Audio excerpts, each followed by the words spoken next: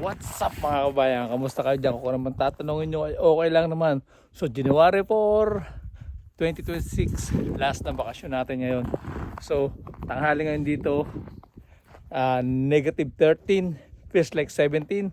So magpapatoka tayo ngayon ng ating manok sa ating mini farm dito sa aming lugar. Let's go!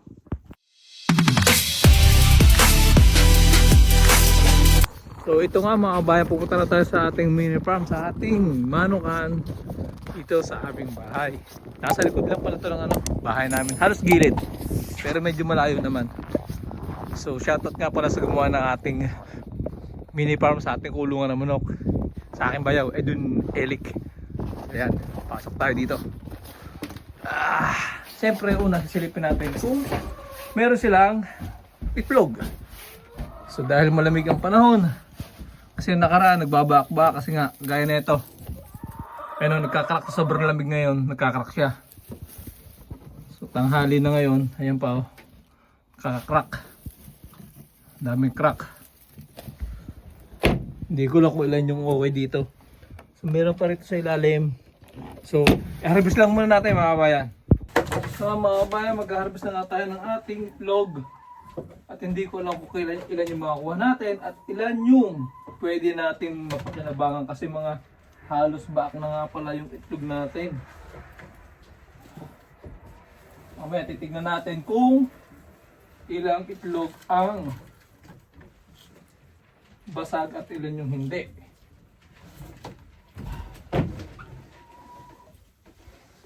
Yan, medyo malamig nga pala sa kamay pagkuha ng itlog na yan.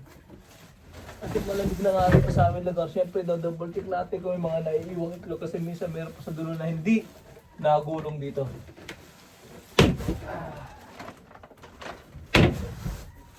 So yun, tapos na tayo kumuha ng itlog. Ito siya.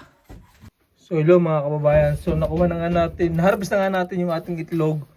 So nabilang ko na rin siya kung ilan, 13 siya. Bale, yung mga basag ay 10. At 3 lang yung naging okay.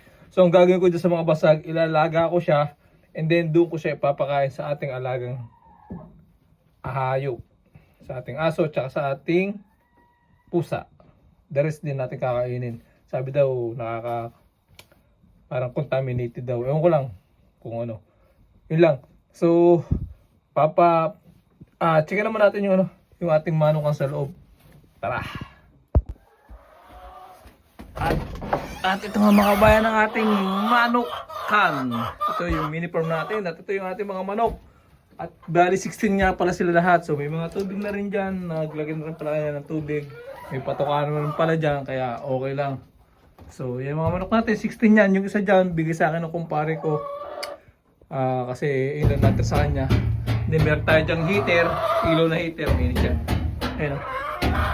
Saka may ilaw. Magdamag yan bukas. Hindi ko yung pinapatay. At ito pala, may nakita tayong isa rito na na hindi ko lang kung nangyari dito na dedo.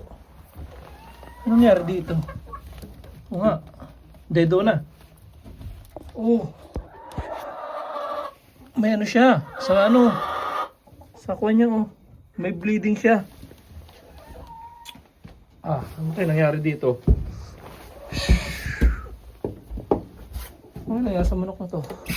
Posible naman frozen to kasi may heater tsaka matibay ito sa lamig So ngayon, napatukan naman siya, okay naman siya. Ang problema ito, hindi man ako pwedeng maghukay kasi matigas yung yung lupa. Frozen kasi malamig nga rito. So siguro ang gagawin ko na lalagay ko sa dun sa kulay green. Siguro pwede yun dun. Tanong tayo kung pwede dun itapon sa kulay green.